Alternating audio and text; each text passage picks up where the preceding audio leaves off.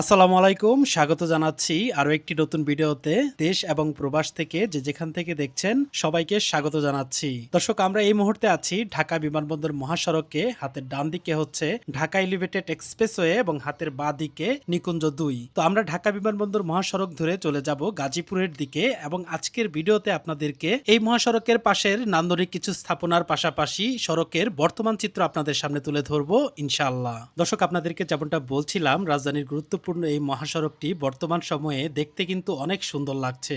বিশেষ করে পরিষ্কার পরিচ্ছন্ন, এর পাশাপাশি লেন মার্কিং থাকার কারণে এই সড়কটি কিন্তু দেখতে আগের চেয়ে অনেক বেশি সুন্দর লাগছে। প্রায় সময়ে দেখা যায় যে এখানে লেন মার্কিং থাকে না, যার ফলে সড়কটি দেখতেও খুব খারাপ লাগে। যাই হোক বন্ধুরা, আশা করি সবসময় এই জায়গাটি অনেক সুন্দর থাকবে। এবার আমরা চলে এসেছি লা মেরিডিয়ানের দিকে। লা মেরিডিয়ান হোটেলের এই ভবনটি তৃতীয় টার্মিনালের দক্ষিণ দিকে অবস্থিত। দর্শক, আপনাদেরকে যেমনটা বলছিলাম, এই মহাসড়কের পাশে বেশ কিছু নান্দনিক ভবন তৈরি হয়েছে নতুন। সেই ভবনগুলো আজকের ভিডিওতে আপনাদেরকে দেখানোর চেষ্টা করব। এবার আমরা চলে এসেছি হযরত শাহজালাল আন্তর্জাতিক বিমানবন্দরের তৃতীয় টার্মিনালের দক্ষিণ দিকে। বর্তমান সময়ে সৌন্দর্য বর্ধনের মাধ্যমে এই তৃতীয় টার্মিনালের উত্তর এবং দক্ষিণ অংশটি সাজানো হয়েছে। দর্শক, তৃতীয় টার্মিনালের উত্তর এবং দক্ষিণে একাধিক সড়কের পাশাপাশি দুইটি ফ্লাইওভার রাখা হয়েছে। আর দক্ষিণ দিকের র্যাম্পটা আপনারা দেখতে পাচ্ছেন। এই র্যাম্পের মাধ্যমে উত্তরা থেকে ছেড়ে আসা যানবাহনগুলো খুব সহজেই এই তৃতীয় টার্মিনালে প্রবেশ করতে পারবে। অর্থাৎ ঢাকা বিমানবন্দর মহাসড়ক থেকে সরাসরি তৃতীয় টার্মিনালে এই ফ্লাইওভারের মাধ্যমে বা এই র্যাম্পের মাধ্যমে প্রবেশ করতে পারবে। তৃতীয় টার্মিনালের যোগাযোগ ব্যবস্থা এতটাই আধুনিক করা হয়েছে যে এই টার্মিনালে প্রবেশ এবং বের হওয়ার জন্য কোনো প্রকার ঝামেলায় পড়তে হবে না। তাছাড়া পরবর্তী সময়ে তৃতীয় টার্মিনালের সাথে ঢাকা মেট্রো রেল MRT 1 এর সংযোগের পাশাপাশি বিমানবন্দর পথচারী পারাপার আন্ডারপাসটি সংযোগ দেওয়া হবে। এতে করে তৃতীয় টার্মিনাল থেকে সরাসরি বিমানবন্দর রেলওয়ে স্টেশনে যাওয়া যাবে খুবই সহজে। বন্ধুরা, এবার আমরা আরো সামনের দিকে এগিয়ে যাব এবং পরবর্তীতে আপনাদেরকে বিমানবন্দরের যে পথচারী পারাপার আন্ডারপাস নির্মাণ করা হচ্ছে সেটির বর্তমান চিত্র আপনাদের সামনে তুলে ধরার চেষ্টা করব।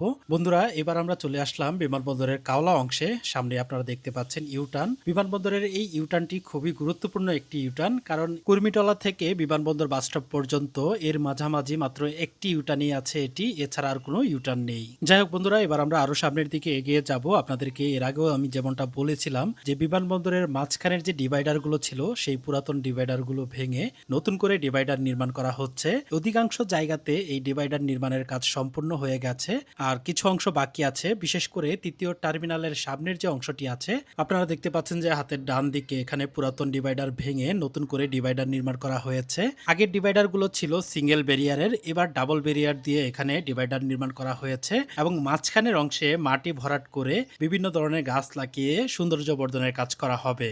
কয়েক মাস আগে আপনাদেরকে একটি ভিডিও দিয়েছিলাম এই বিমানবন্দর মহাসড়কের, তখন আপনাদেরকে যেমনটা দেখিয়েছিলাম এখানে ডিভাইডার গুলো ভাঙা হচ্ছে। তো এবার এসে যেমনটা দেখতে পাচ্ছি অধিকাংশ জায়গাতেই ডিভাইডার নির্মাণের কাজ সম্পূর্ণ হয়ে গেছে। যাই হোক বন্ধুরা, এখন আমরা আছি তৃতীয় টার্মিনালের কার পার্কিং ভবনের সামনের অংশে। হাতের বাঁদিকে আপনারা দেখতে পাচ্ছেন কার পার্কিং ভবন। এই কার পার্কিং ভবনে একসাথে 1300টির বেশি গাড়ি পার্কিং করে রাখা যাবে। তৃতীয় টার্মিনালের যে কার পার্কিং এর ঝামেলা সেগুলো কিন্তু একেবারেই থাকবে না আশা করি, কারণ প্রথম দুটি টার্মিনালে কার পার্কিং নিয়ে কিন্তু একটি বড় সমস্যা ছিল। প্রথম দুটি টার্মিনালে তেমন একটা জায়গা নেই গাড়ি পার্কিং করে রাখার মতো, কিন্তু তৃতীয় টার্মিনালে একটি আধুনিক তিনতলা বিশিষ্ট ভবন তৈরি করা হয়েছে, যেখানে আমি যেমনটা জানি যে 1350টির মতো গাড়ি পার্কিং করে রাখা যাবে। তাছাড়া এই গাড়ি পার্কিং করে রাখার পাশাপাশি গাড়িগুলো প্রবেশ এবং বের হওয়ার জন্য সকল প্রকার আধুনিক যোগাযোগ ব্যবস্থা রাখা হয়েছে। বন্ধুরা, এবার আমরা তৃতীয় টার্মিনালের একেবারে উত্তর দিকে চলে আসলাম। এখানেও যেমনটা দেখা যাচ্ছে সড়কগুলোকে আগের চেয়ে অনেকটা পরিষ্কার পরিচ্ছন্ন করা হয়েছে এবং হাতের বাঁ দিকের যে অংশটি আপনারা দেখতে পাচ্ছেন এখানেই হচ্ছে বিমানবন্দর পথচারী পারাপার আন্ডারপাস নির্মাণ কাজ চলছে।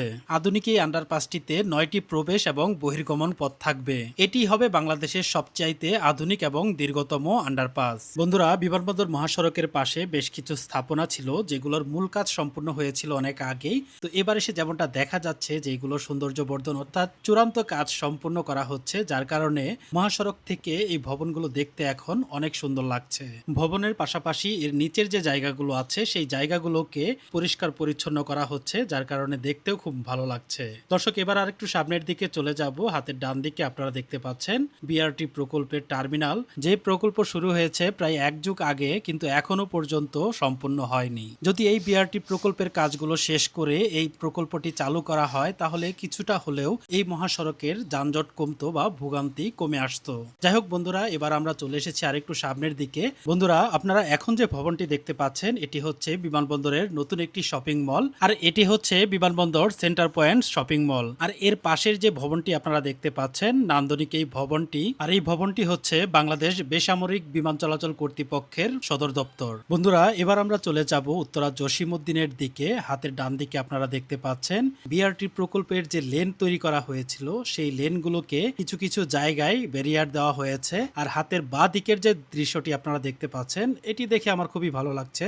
এখানে যে মিডিয়ান আছে সেই মিডিয়ানের মাঝখানে গাছ লাগানো হয়েছে, কারণ এই জায়গাটিতে গাছের অনেক গ্যাপ রয়েছে। তো এই মিডিয়ানগুলোতে গাছ লাগানোর ফলে জায়গাটি দেখতে অনেক ভালো লাগছে। বিমানবন্দর থেকে উত্তর আজমপুর পর্যন্ত যে কয়টি মিডিয়ান বা ডিভাইডার আছে প্রত্যেকটি ডিভাইডারেই কিছু কিছু গাছ লাগানো হয়েছে। তো আশা করব এই গাছগুলো সবসময় যাতে যত্ন নেওয়া হয় বা পরিচর্যা করা হয়। এবার জসিমউদ্দিন বিআরটি স্টেশনের দিকে চলে আসলাম। সামনে আপনারা দেখতে পাচ্ছেন নতুন করে এখানে একটি ফুটওভার ব্রিজ নির্মাণ করা হয়েছে, যার কারণে এখানে পথচারী পারাপারের জন্য খুবই ভালো হয়েছে। দর্শক, এতদিন যাবত আপনাদেরকে শুধু সড়ক দেখিয়েছি, তবে আজকে একটু ভিন্নতা থাকবে। অর্থাৎ আজকে সড়কের পাশের যে স্থাপনাগুলো আছে, ফুটপাতের যে দোকানপাট, সবকিছু আপনাদের সামনে আজকে তুলে ধরবো। তো চলুন সামনের দিকে এগিয়ে যাই।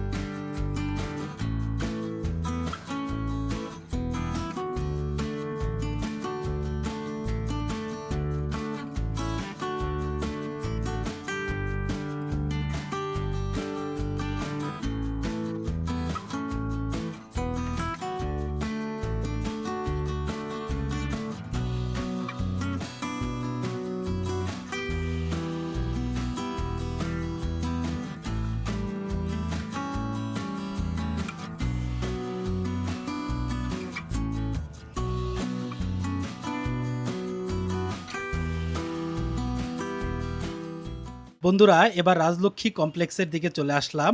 ঢাকার উত্তরা উপশহরে অবস্থিত একটি বিপণী বিতান। এটি উত্তরার সর্বপ্রথম এবং প্রাচীনতম বিপণী বিতান। আর এই রাজলক্ষ্মী কমপ্লেক্সে আমার পুরনো একটা স্মৃতি রয়ে গেছে, যেটা হচ্ছে 2004 অথবা 5 সালের দিকে আমার জীবনের প্রথম মোবাইল ফোনটি আমি এই রাজলক্ষ্মী কমপ্লেক্স থেকে কেনা হয়েছিল। যাই হোক বন্ধুরা, বর্তমান সময়ে এখানে আসলে পুরান ঢাকার একটা ফিল পেয়ে যাবেন। বর্তমান সময়ে এখানে যে পরিমাণ দোকানপাট আর মানুষ রয়েছে দেখলে অনেকটা পুরান ঢাকার মতোই মনে হয়। আর এই দিকটাই দেখা যাচ্ছে ফুটওভার ব্রিজের সাউরি তৈরির কাজ শুরু করা হয়েছে নতুন করে। তবে এখানকার সড়কের বেশ কিছু লেন এখনো অপরিচ্ছন্ন এবং ভাঙাচোরা আছে। এগুলোকে মেরামত করে জায়গাটিকে পরিষ্কার পরিচ্ছন্ন করলে দেখতে অনেক সুন্দর লাগবে।